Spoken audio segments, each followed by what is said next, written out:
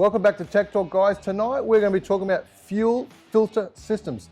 Now, I've done a fair few in a lot of cars in the last few years. I know enough about it, but the reality is, I thought I'd bring along a guy that knows a lot more, who actually is the designer of all the bolt-in systems. So, Jeremy, thank you. How you doing? Mate, good. I always get excited. I always get emotional when it's time to learn a bit more about a bit of stuff here. So, talk to me. What is the difference? What are they? Give us a bit of an opener. Obviously, all cars come with fuel filters on them already. So that was designed by the manufacturer, and that was designed to look after the fuel injection system against particle contamination. So that's dirt. So, but when the problem, or where the problem arises, is if you're touring, happen to go to the Cape. Yeah, go to the Cape, go through a river crossing, get bad fuel, get it out of your jerry can that's been sitting there for 6 months, and it has a whole heap of water in it. The factory fuel filter is not designed to separate that water. So that's when our kits come into play, and which are specifically designed to separate that water out of the system. Yeah, I mean, that's what we're seeing a lot of it. But what have we got here today? What is this? So we have both of our examples of our pre-filter system. So one of it is our pre-line system, which comes with a water alarm. Yes. So completely electronic, don't need to look at it, check it or otherwise unless the alarm goes off. That's what I got in all my cars. Yep. And for convenience, it's probably the most easiest one to use. And then we also have our fuel manager system, which is a Parker product. And that's just as good as far as separation, efficiency and all that is concerned. The only difference is you have to keep checking that one. You have to constantly remind yourself to look under the bonnet and make sure there is no water in it, because that's the only way you're going to find out. Simpler, less can go wrong, no electronics. But this system reminds me, tells me I start the car, it says, voila, check on me. Yep. Which is why I like it, because I forget everything. So you got a simpler system, and then you got the, like me, the forgetful system, so which I really like. And are they equal in filtration? Yeah, so they're both 30, nominal rating is 30 micron filters. So with all the research that both Parker and Man & Hummel have done, like 30 microns is the lowest, the finest filtration you can go to before you start losing water separation efficiency. So the finer you go, the worse the water separation efficiency becomes. The higher you go, the better it is.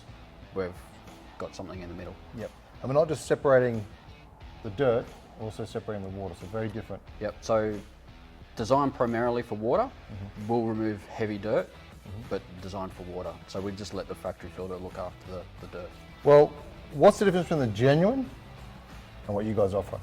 So there's a lot of manufacturers, as you know, there's a lot of manufacturers out there which make non-genuine parts, which are in the aftermarket world are supposed to meet or exceed OEM specifications.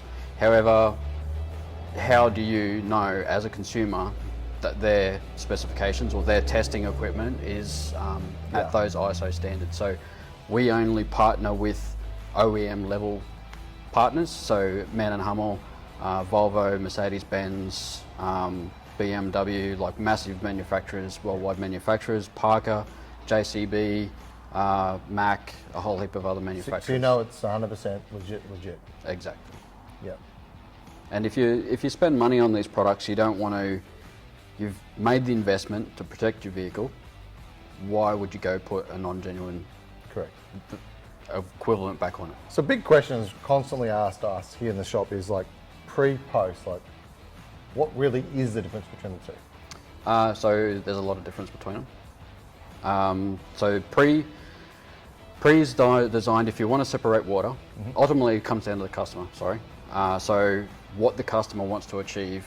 Do they want to achieve the best possible water separation, or do they want the best possible particle separation? You can't have both. So if you want water separation, pre-filter, 30 micron at the maximum filtration level, post 5 to 2 micron.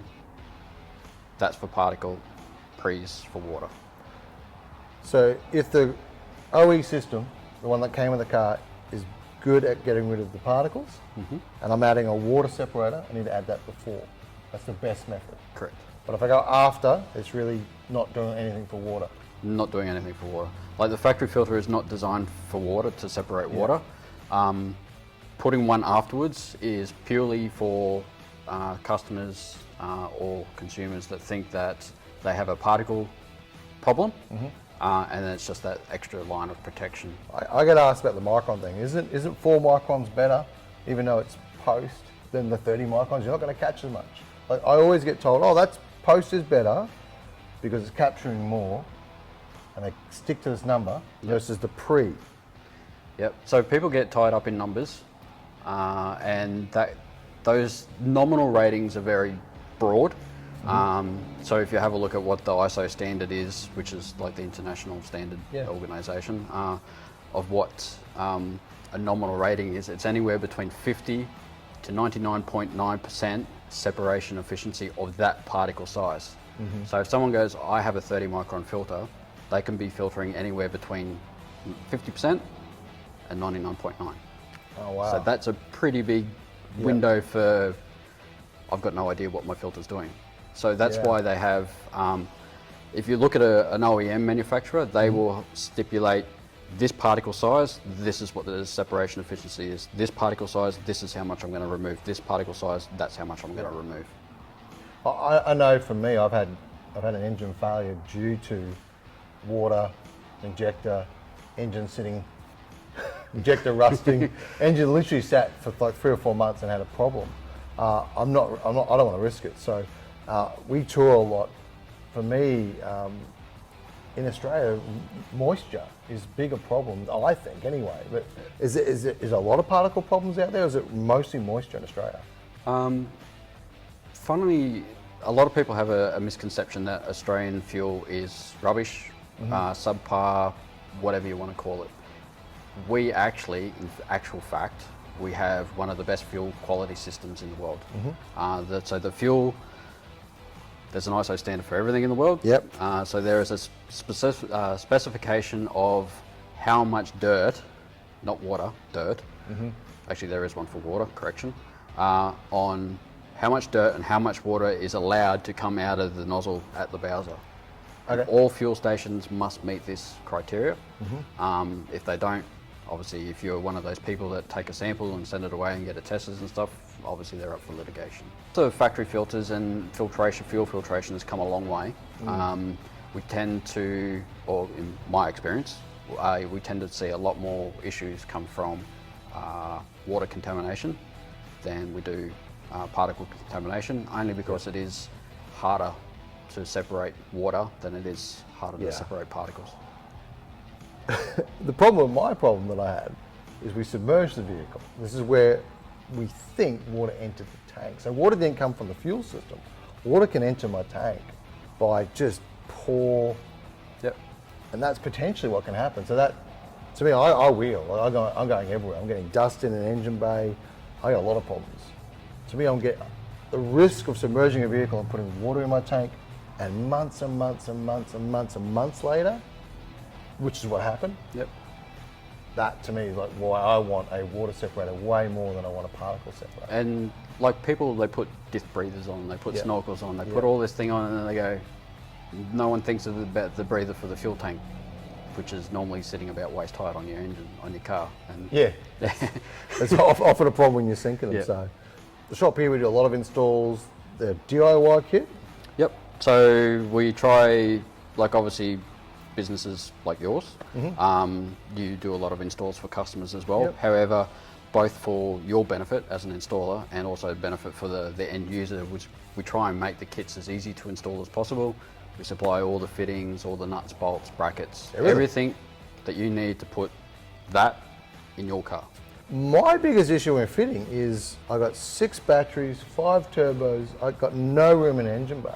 You guys got a couple of different kits at times, so and normally I got a little bit of leniency. What are other kits like? Are you guys just got all the gear? Because we try and accommodate for as many possibilities as possible. Obviously, there are some situations where you just go, I'm sorry, I can't help you. As much as it would be nice to go out the back, whip up a bracket and go, here you go. It's not that easy, obviously. So unfortunately we have universal brackets. So a customer can grab one of those brackets and find a hole, whatever's left in their engine bay or on their vehicle. Stock standard engine bay, no problems? Not a problem. Just ask before. Yep. Yeah. And generally, if you've got a dual battery and you have a snorkel, if you've got like the minimum kind of mods on it, we generally have something which will suit. My 79 and my Hilux are decked, and I literally shaved the bracket on the 79, just bent it. I just had to shave it 3 mil, bent it 2 degrees, and it fitted. And I got a massive airbox. I got all the gear under there. I just small mod, which is easy to do. Like if you're going to do this, it was a small mod. In the Hilux, it was more difficult, and we just got a different bracket from you, and just literally put it over there. Yep. So I found it pretty easy, and we had to do it here, and it wasn't too hard for the crew, but it was really easy kit. That's what I fell in love with. It was just as simple as. And we try, like we use all the components we use. We try and keeping costs in mind. We try and use the best possible components, materials that we can, and we try and make them as easy as possible to install. So now, I'm having a bad day, I'm up the Cape, something happens, a fitting. Where do I find a fitting? How do I get myself out of trouble with some of these? Are they unique, or can we get them easily? You ring 1-800 Barney. 1-800 Barney. Barney's going to sort you out, guys. But no, really, what happens when one of the fittings needs replacing because I've had something go weird? No, seriously. So, like, you can jump on our website. We have a bunch of stockists nationally. But in saying that, the fittings are not unique. A good hardware store or a fitting store or an irrigation store, you would be able to get something that would get you out of trouble. Worst case scenario. Worst case scenario, someone's got something. I'm very similar to that DIY model. Like, good to have the fittings, and again, you've got them on the website. A bunch of stockists around the country got the product. I mean, I've done it for guys. They come in and say, we stuffed up, we've threaded this. I've grabbed a box and got a guy out of trouble. But I can get those fittings elsewhere in a lot of locations. Yep. Worst case scenario, it's an overnight or two in an airbag. So that's again what I love about a universal kit. Like universal kit, I can do anything, but these kits are like bang on for a Ranger exact. And the good thing about being a DIY kit and installing them themselves is if you install it yourself, you understand how it works. If something goes wrong with it, you generally know what's going on. Funny story, I like to think I'm good at doing it myself, but I've dabbled in 12 volt recently to learn what's wrong with my camper trailer, and I can tell you I know exactly what's wrong with it. I did it wrong. You didn't pay someone else to do it. I didn't pay someone else, but I now know, and that's the thing, you want to know. So I'm a bit of a guy who wants to have a crack, but now that I've had a crack, I don't want to do it again. I've gone, right, I know exactly what happened was me. So that's the thing with the kit. If you've got the skills, you can get it done. If you can't be bothered, there's guys got hundreds of installs around the country, so which is a win. When would I actually need one? Like, when should I get a filter? So, like you said, depends what you're using your vehicle for. Doing myself out of a job, if you're driving around town and you fill up at the same service stations, you never go out west, you've never ever had a problem with water filling up from your fuel station, the likelihood of you ever having a problem is minuscule. So in that instance, I probably would keep my money in my pocket and spend it on something else. However, if you plan on doing touring, or actually go touring, do river crossings, want to jet around, travel around Australia, fill up out of jerry cans, rural stations, things like that, cheap insurance. Like 95% of us go somewhere once. Like even Bribey Island, which is only half an hour from my place, the banks are blowing, the lagoon's leaking, and I'm watching guys daily cross salt water, not knowing how deep it is, and they're city folk. Now, I live in the city, but there's guys that live in the city, and they go to Bribey for the first time, they do a crossing. It's like, what are you doing? Like that's the thing. Like to me, I get a car, it goes on. I don't turn the key till I got everything. Like the way I build my cars is like filters, everything I need to make sure.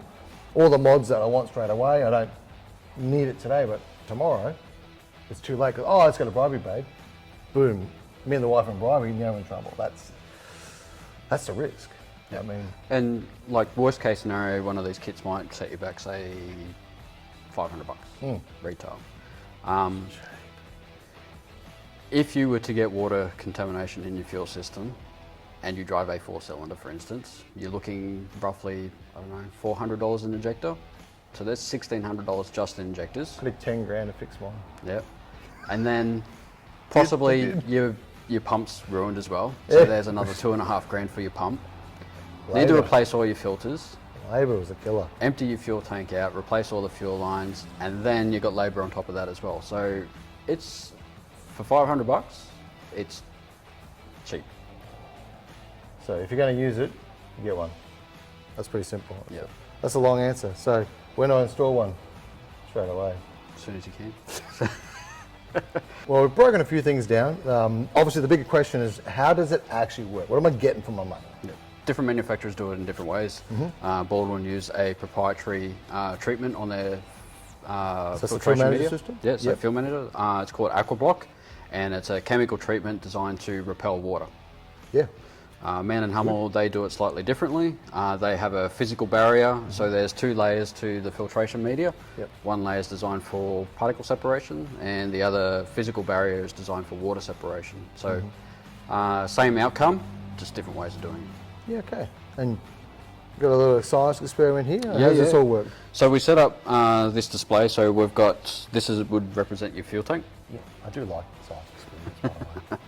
It makes it really easy for people to understand what's going yeah. on. So this would represent your fuel tank. Worst case scenario, you have one of these new Ford Rangers with an end-tank fuel pump. Yep. Worst case scenario? Yep. Tip, Rangers have a problem.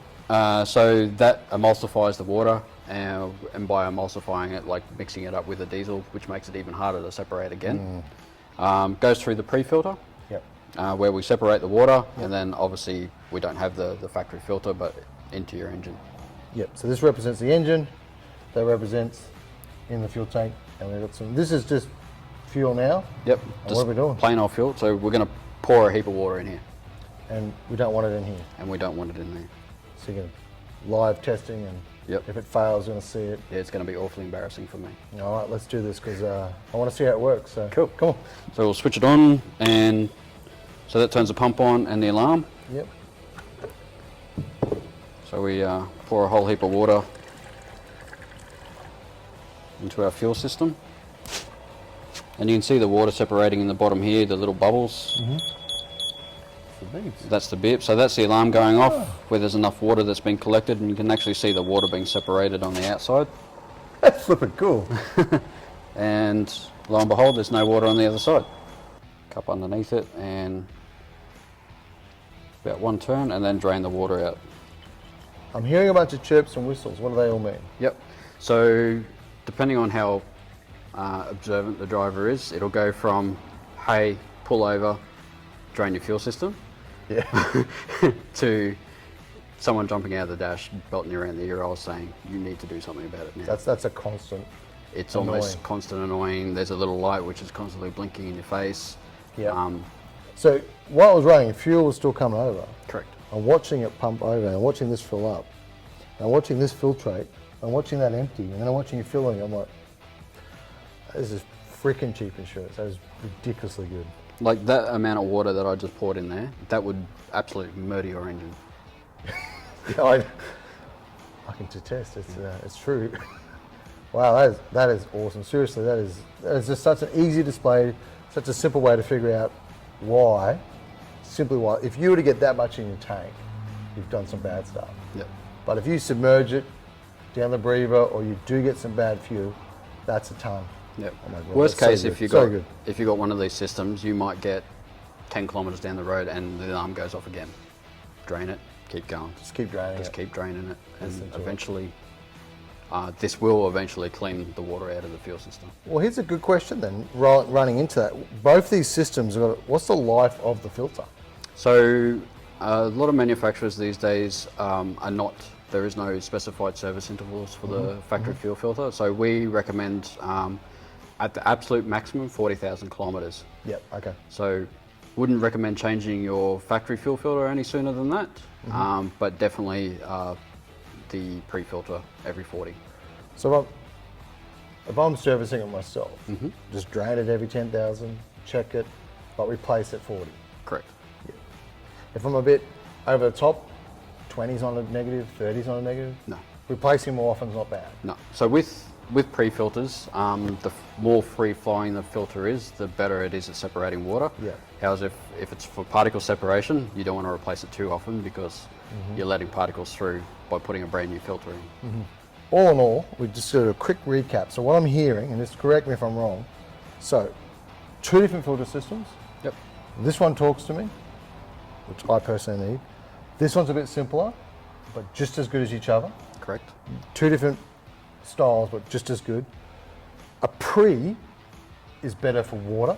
Yep. A post is better for particles. Correct. So me, I don't know water hazard. And when I go to the Cape, I don't trust any fuel station I don't know. So pre is better for that. Forget about the numbers, the pre is going to do the water better. Correct. Change them every 40,000, but check them every service. And if it talks to me, drain it. Yep. And put it on the car. If you're going to use the car at all off-road or touring, straight away. Cheap insurance. For $500, I was just watching that. It's freaking cheap insurance. I personally know from pain the difference. That is really good. So, well, I really appreciate bringing in the science project. I'm probably going to take this with me now. We're going to keep this. Bills in the mail. Mate, the kids have got something coming up, so we're going to do with that. So I really appreciate that. Thanks for explaining it to me, and I appreciate your time. Hey guys, if you've got any questions, down below in the comments, just punch away, guys. We will jump on the 2 of us and answer any questions you've got. There's going to be a whole bunch of information coming as well. So guys, thank you for checking out. This has been Tech Talk. We'll see you next week.